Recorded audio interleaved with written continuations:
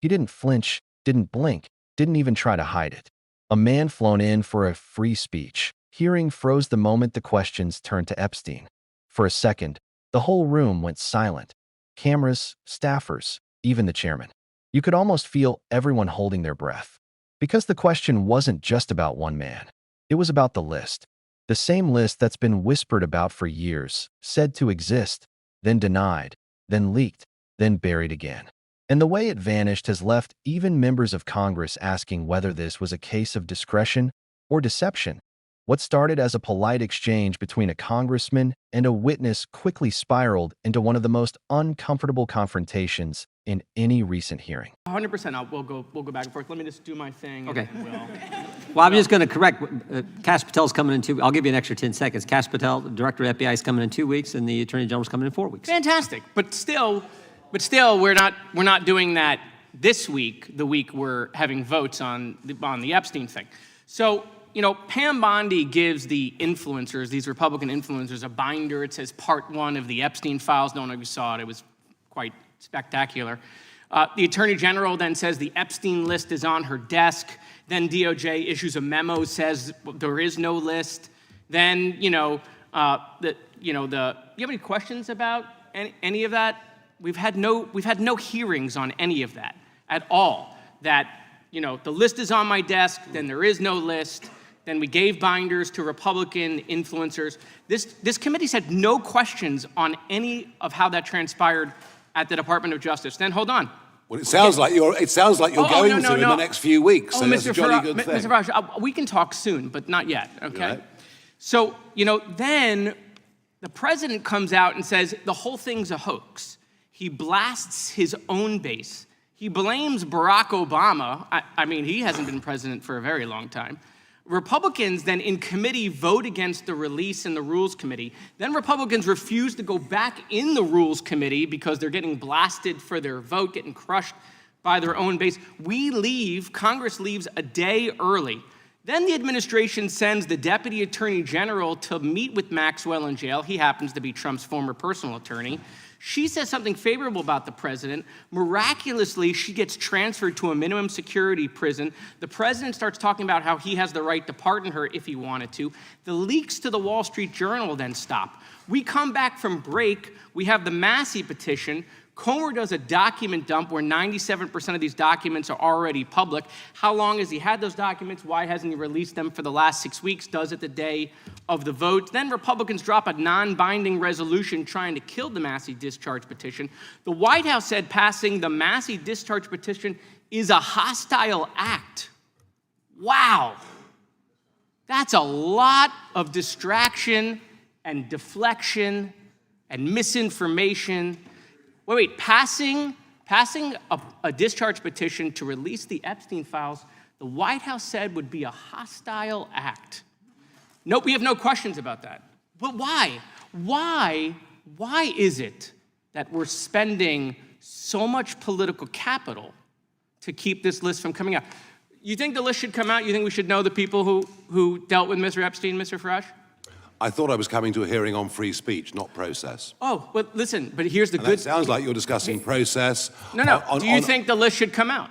I have no opinion on it. I don't know at all. So we have victims that were sexually abused by potentially people in power, and we don't know who's on the list. I'm very happy. Hold on, Mr. Farage. We don't know who's on the list. We don't know who's on the list. We don't know if the president is or is not. I'm not going to say he is or isn't. I'm just going to say these are weird behaviors. We don't know that there aren't other people in Congress that are on the list. Right? We have no idea. Do you think the list should come out? You think people in power should be held to account for these victims who have been sexually abused and assaulted? You think the list should come out? I think that I'm very happy to come to a different hearing where you talk about legal process. Okay. But today, Will the gentleman yield for a quick question? Were you aware that he has already called for the Epstein file to be released? It has been reported that he has called for it to be released. Oh yeah, right here, just to refresh your memory. Yeah, but I happen to have this. But that's not How random. But that is not. Look, you can ask me if you like about Do you agree social with security yourself? policy. Do you agree with yourself? We are here to discuss free speech. Hold on. It's awkward for your lunch after this? Do you agree with yourself? No, it isn't at all. Okay. Mr. Chairman, I'm just curious. This committee has jurisdiction over the Gentleman's Department of time. Justice. Yeah. Why have we allowed Comer to cover this up for the last couple of months? As I said, why is this committee not I taking said 6 weeks jurisdiction? ago that we will have the FBI director in, we will have the attorney general in, and we are doing that in 2 weeks. You can you can go through that whole list. That whole list, you can do whatever you want to do with, I got lots of questions for the FBI. Where are you going? He asked. The witness, uneasy, muttered something about having other things to do. Not lunch, I promise, he added nervously. You're meeting with the president? The congressman pressed. I can't remember my schedule, came the reply. Laughter rippled through the room, not because it was funny, but because it was surreal. A foreign witness refusing to say where he's going at a free speech hearing, then being asked, point blank, have you heard about the Epstein thing that's going on here? That's when everything shifted. You could see it in his face. The discomfort, the silence, the careful refusal to comment on anything happening in America. But that silence said more than words ever could.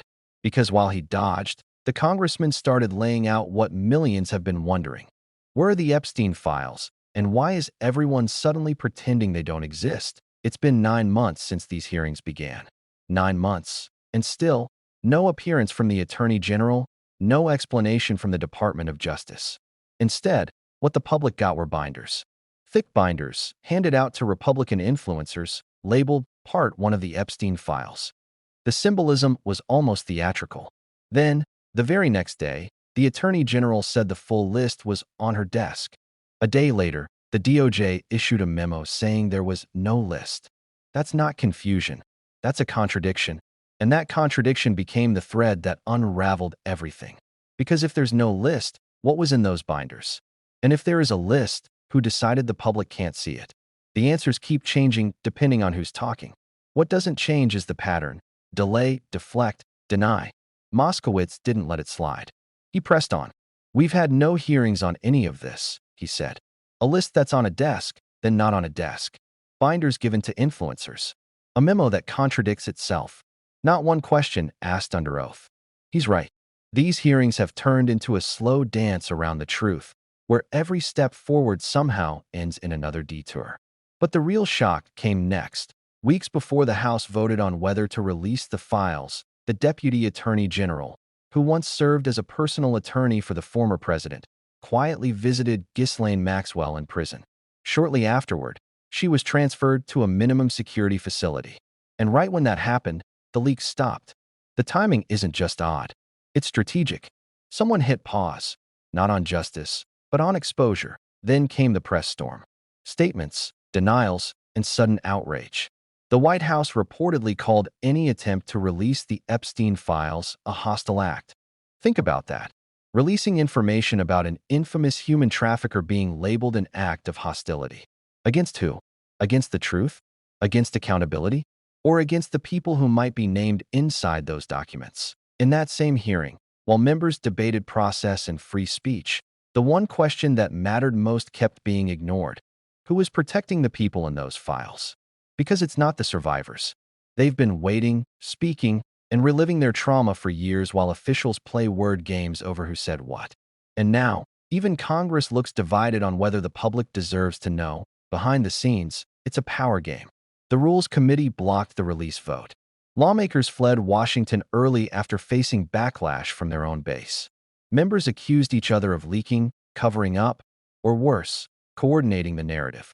One congressman called it what it was, a political smokescreen. The truth is, the story of the Epstein files isn't just about what's in them. It's about how far people in power will go to control who gets to see them. Follow the timeline, and the pattern becomes impossible to ignore. First, the announcement. The list exists. Then the denial. There is no list. Then, a leak. Influencers given binders filled with material that looks official but reveals nothing new. Then the document dump. 97% of it already public. What's left are missing names, missing explanations, and a message to the public that says, we'll tell you what we want, when we want. It's not transparency, it's narrative management.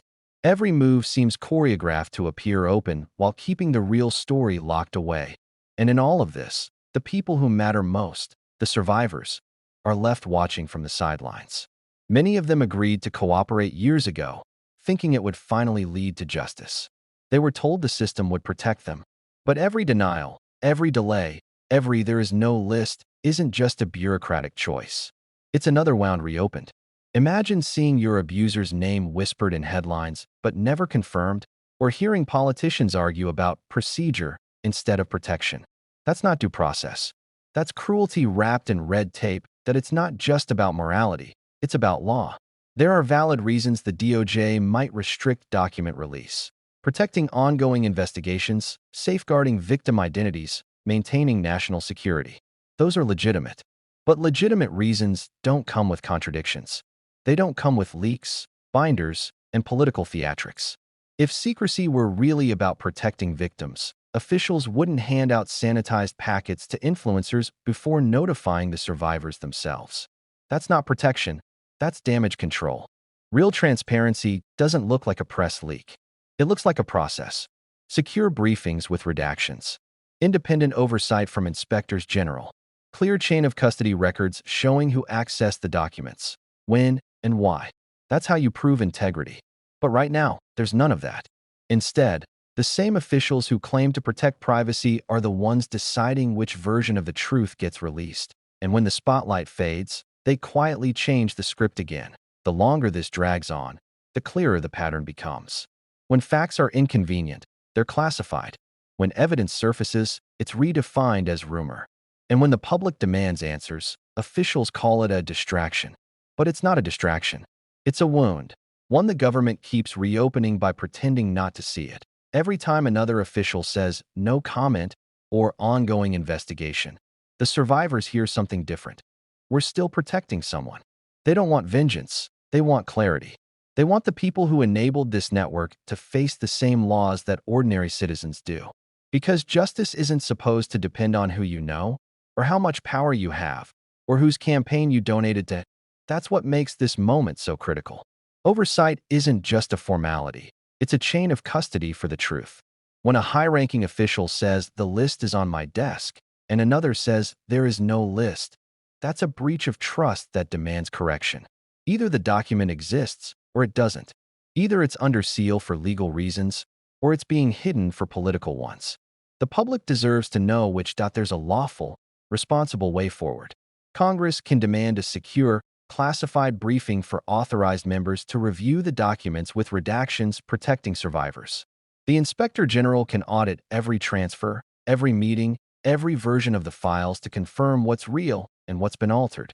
And when that process is complete, the redacted version, stripped of personal identifiers but including every enabler and financial record, should be released publicly. That's not chaos. That's accountability. The real question now isn't who's on the list. It's who's stopping the truth from being told. Because at this point, the secrecy does more harm than exposure ever could. Every delay signals fear. Fear of what's inside. Fear of what it means. Fear of what it will do to reputations built on silence. The Moskowitz's confrontation might have looked chaotic, but it peeled back the curtain just enough to show how fragile this entire cover story really is. When a foreign witness claims discretion over free speech, when an attorney general contradicts her own statements, when an agency hands evidence to influencers but refuses Congress, it's not about law, it's about control.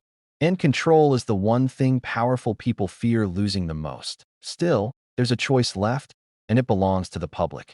Every phone call to a representative, every news outlet pressured to ask real questions, every survivor amplified online chips away at that wall of silence. That's how accountability begins. Not from within the system, but from the outside demanding in.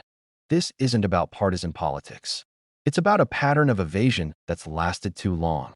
Pam Bondi's binders, the DOJ's denials, the vanished list, the transferred prisoner, they're not random events.